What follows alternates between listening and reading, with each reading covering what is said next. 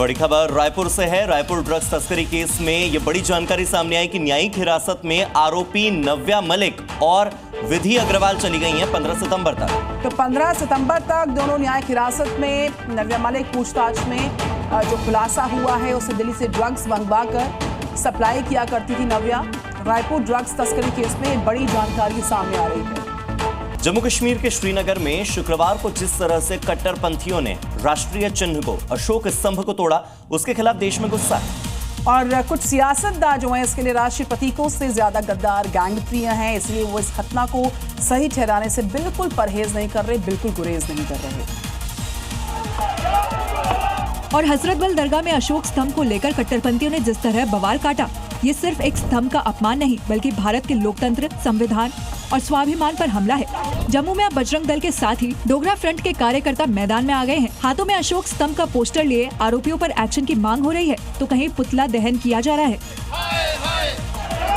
देश के स्वाभिमान पर हमला करने वाली देश विरोधी गैंग का समर्थन करने वालों की भी कमी नहीं है। ये सियासतदान अशोक स्तंभ लगाने पर सवाल उठा रहे हैं। बात करते हैं राजस्थान के अलवर की, जहां ललावंडी गांव में हो रही हैवी ब्लास्टिंग गांव के लोगों के लिए बड़ा सिरदर्द बन गई है। लगातार हो रही जो हैवी ब्लास्टिंग है, उससे कई मकानों में दरारें पहुंची हैं, कई घर तो धराशायी हो चुके हैं। दिन रात होने वाले धमाकों की वजह से ललावंडी गांव में हालात भूकंप जैसे हो गए हैं। लोगों के घर जर्जर हो चुके हैं, जिससे हमेशा बड़ा हादसा होने का खतरा बना रहता है। गांव में बच्चे, बुजुर्ग, महिलाएं सभी हमेशा डरे हुए रहते हैं। स्थिति ये है कि ग्रामीण रात को भी अपने घरों में नहीं सो पाते हैं। गांव वालों को रात खुले में गुजारनी पड़ती है। अभी 2 दिन पहले ही ब्लास्टिंग की वजह से गांव के एक गरीब व्यक्ति का कच्चा मकान ढह गया। गनीमत रही कि उस वक्त परिवार बाहर था, वरना बड़ा हादसा हो सकता था। ग्रामीणों ने स्थानीय विधायक से समस्या के समाधान की मांग करते हुए ज्ञापन सौंपा है। राजस्थान के कई जिलों में बरसात का दौर जारी है और इसी के चलते हालात एक बार फिर से बहुत खराब है। उदयपुर में बाढ़ का असर इतना ज्यादा है कि चारों तरफ तबाही के निशान हैं। इस बीच जो स्थानीय आयर नदी है प्रचंड वेग से बह रही है, शहर को लीरने के लिए पूरी तरह से तैयार है,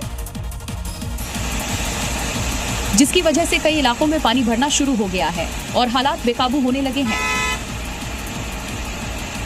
कर्जली हाउस परिसर में तो भारी बारिश के चलते स्थिति विकट हो गई है। लोग अपने घरों में फंस गए हैं। पानी का स्तर लगातार बढ़ रहा है। निचले इलाकों में मौजूद घरों की तो पहली मंजिल पूरी तरह से डूब चुकी है, जिसके बाद लोगों ने छत पर या दूसरी मंजिल पर शरण ले लिया है, जो प्रशासन से मदद पहुंचने का इंतजार कर रहे हैं।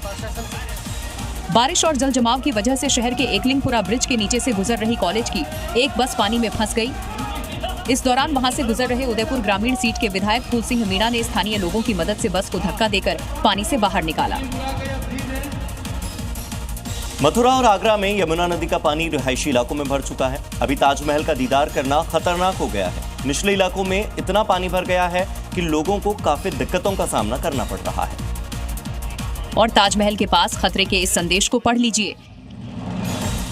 इसके आसपास पानी भर गया है। एहतियात के तौर पर ताजमहल के आसपास किसी को नहीं जाने दिया जा रहा है। यमुना का पानी ताजमहल की दीवार को छू रहा है। भगवान श्री कृष्ण की नगरी मथुरा में भी यमुना का पानी कहर बरपा रहा है। गली गली में पानी भर गया है। देखिए इस बुजुर्ग को कैसे ट्यूब पर बैठाकर लोग ले जा रहे हैं। इस गाड़ी को देखिए, ड्राइवर धक्का लगा रहा है, लेकिन ये स्टार्ट होने का नाम नहीं ले रही है। मथुरा के निचले इलाके से लोग पलायन करने को मजबूर हैं। यमुना का कहर दिल्ली से लेकर आगरा तक जारी है। बीते 1 सप्ताह से पानी भरा हुआ है। बाढ़ पीड़ित गुहार लगा रहे हैं कि यमुना मैया अब और नहीं, अब लौट जाओ। Zee News।